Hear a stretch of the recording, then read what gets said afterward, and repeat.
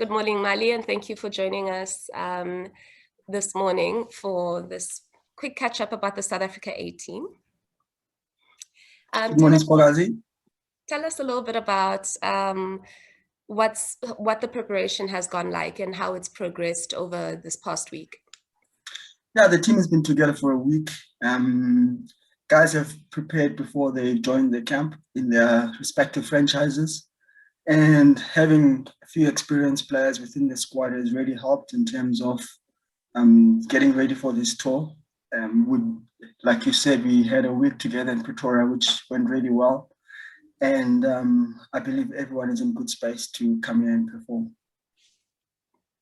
How is it like being in Zimbabwe right now? I know that not a lot of teams have obviously played there, particularly with COVID and the break that they've had. But what's the experience of Zimbabwe been like, particularly from a BSE? Yeah, it's we're very excited to be here. We haven't played a lot of cricket in the past few months as an SAA team, and bubble life it's not easy, but it's fresh to us. And Zimbabwe has gone out of their way to make sure that we're comfortable wherever we are in terms of the country. At practice, they've made sure that we got what we need at the hotel. They've gone out of their way to make sure the guys are comfortable and they're in a good space to go out and perform. So we're grateful for that. And for the team space is concerned, we just can't wait to get going. Like I said, lots of those guys are moving on to go join the protest, so they're excited to get going to push for spots at the higher level, which is exciting for me as a coach. Game time is always important for players, and it's really important, for them to stay in rhythm. So how excited are the guys at the prospect of actually having, some competitive live cricket coming back into their lives? Yeah, they're very excited. We have a wide range of of players whom on different journeys, and some are going on to join the Proteas team. So for them, it's an exciting time to actually get going first. So when the time they get to the West Indies, they've had a few games under their belt. And some of the guys, the last time they actually were in a competitive space in match-wise, that was back with our franchise competition. So it's been a while since they've touched the bat, but from different reasons, everyone is coming together, excited to get going. Speaking of, the players, you've mentioned the Proteas, but there are quite a few youngsters and new breakthrough players that are making their way into the system. Tell us a little bit about, who you're excited about and who you want the South African public and anybody else watching this to be on the lookout for, because the pipeline, as the coaches like to say, is pumping, and we'd like to hear from you just about who are some of the new guys that have joined the system and what energies do they bring. Yeah, for this one-day squad, we have quite an experienced team, so to speak. We have 5 guys whom are going to be moving on from this tour to go join the Proteas. Guys like Dwayne Pretorius, Andile Pislubai, who've been around for a while. Sisanda Magala, who's just joined the Proteas and establishing himself. And we've got Lutosi Pamla and Daryl Pavlon, who are also with us here, and Reza Hendricks. From that side, in terms of the one-day squad, we've got quite a good experienced team. And then you've got guys who are coming in this space for the first time, like a Ryan Rittleton, who has done well and who wants to showcase his skills and prove how good he is. And Sinetemba Kashile, those guys are establishing themselves. And Vian Liber is also here as a newcomer into the space. So we've got a good range in terms of experience and guys with new blood, the guys who are coming in. And everybody is equally excited, to be honest, because of the lack of cricket that we've had. Energies are high, and people just can't wait to get going.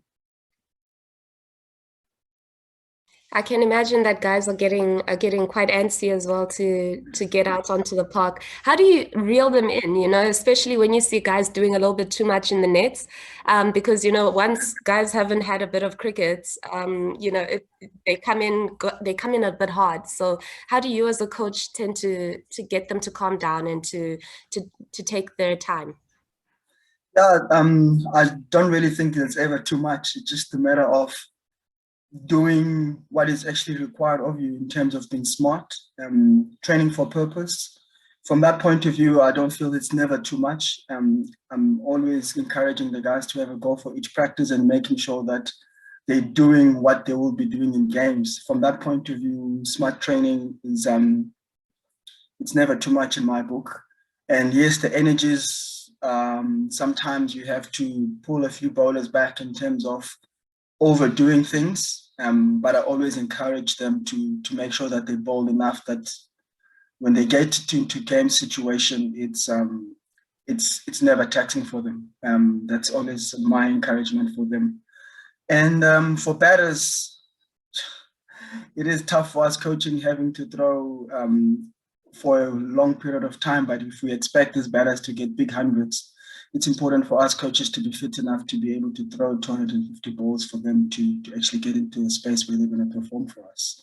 So yeah, it's mainly a balance and making sure that every practice has got its purpose. People are just not practicing for the sake of it. And the goals are achieved through that, then we're going to be in good space to win games. So Mali, take us through what the feels are for the team, because it's been a tough period for the South Africa A team results wise, but you've got a massive injection of experienced players, as you've mentioned, and you've got this really great crop of exciting youth. How do you put that together, particularly when it comes to red ball cricket? When you're looking at the next level of test players, how do you bring those two elements together to ensure that you've got a winning team? Yeah, the SA space has always been a tough space to manage in the sense that each player comes in with all their own personal goals, how they feel they can get to the top. So my biggest thing since I've been in charge of this space is enforcing that the team comes first. Your personal goals should really, really be secondary to what the team needs. The minute we can start moving in that direction, in making sure each and every player comes here willing to play for the team, willing to play game situations for us to win games. And that will play a massive part in terms of us winning. Because in the past, it's been, if I may be brutally honest, it's been a selfish space because each player comes in thinking they are one step away from playing for the Proteas. And then we neglect the core values of what is required for a team to win. And in that sense, we've always come short because players have got personal goals instead of team goals. And that's been my driving force since I've been in this space, is to making sure that each and every one of us are pulling in the same direction to make sure that we're working hard for the team to win. And when the team starts winning, that's when the selectors will start looking who's doing well. And in that way, I'm sure a lot of players will be rewarded through this process. And that's the main goal for me, and that's what I've communicated to the team. Team first mentality is going to go a long way in helping us change results in this space. The South Africa A team, this program is an exceptionally important program and in terms of feeding into the Proteas. And as you say, you have encountered certain issues when it comes to past teams. Why is this team so vital? And why is this program so important when it comes to the pipeline as a whole? Yeah, this team is very important in closing the gap between international cricket and franchise cricket. We know there is a little bit of a gaping hole there. You can never prepare players for international cricket because it's a whole different game. Each and every aspect of your game will be taken apart in the media. Each and every team around the world will have access to you in terms of your strength and your weaknesses. And for us to prepare guys for the next level, this is the most important step for us, and where we can work not in silence, but in our own quiet corner where we can make sure that we guide, we can make sure that we empower, and we expose players to the next level. This is a tough step in terms of making the transition, because that's when people start taking really good notice of you as a player, and that it exposes you. And for us as Cricket South Africa, we find that at this level, we need to play a lot more, because if we look around the world, look at India, we look at England, they play a lot of A-side cricket. And by the time their players get to the main team, they've done a lot of traveling, they've been exposed into a lot of Asian conditions. And for us, that is now the biggest focus, to make sure that we close the gap between international cricket and franchise or provincial cricket for our players. And the last two questions, Mali, how important is leadership amongst the team members themselves, particularly when you're trying to drive a team first objective? Yeah, leadership in any organization and in any team, it's very important. And we do have a young captain for this group in Zubai Hamza. But in saying that, we have a lot of guys who've played international cricket, especially in the one-day space is concerned. And I make sure and I always drive the fact that common sense is the boss in the team. Each and everyone has to make sure that they drive their own personal space in terms of what they require for us to win. And in saying that, it's also encouraging that we grow our captain in this space, and also give him enough of power for him to be able to hold players accountable to what the team is requiring, and especially on the field, because he's the man that has been put in charge there to drive the coach's philosophy and Cricket South Africa's way of playing. So leadership plays a big role in any organization, especially here in this team, where I'm really encouraging Hamza to take ownership, especially on the field, in holding players accountable to what we've agreed on. And this final question is a bit twofold. So you've been around for a long time. Are you excited, firstly, about the caliber of cricketers that you've got in hand? And finally, Zimbabwe A haven't played cricket, competitive cricket, since 2017. What's your objective when it comes to this tour? Clinical victory, outright victory, whitewashes? What is it that you're looking for? Yeah, like you said, I've been around for a while now, but I'm very excited. Each and every time I'm given the opportunity to look after such great talent, it is exciting. And for me to see these players coming into the space, working with specialist coaches and really growing, not only as cricketers, but as human beings, it's exciting. And having players that I've worked with from the academy space, and seeing them 2 years later to see what growth they've made, it's always keeps me going. It's knowing that we're actually pulling in the right direction. So I'm very, very excited, and I can't wait for us to get going.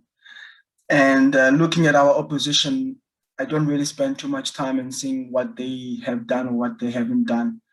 For me, it's mainly about making sure that our players are ready for the challenge up ahead, and they know what conditions they're going to face. They know the quality of the position that we have, their strengths and their weaknesses. And the only way I can judge them is making sure that I've given them goals, and we sat down and we know what role each and every one of them have to perform within its team space. And from that fact, we want to go out there and try and win every game that we play for South Africa. That is excellent. Thank you so much, Mali, for giving us your time, and all the best to you and the team. And we're looking forward to see you guys play and to supporting you.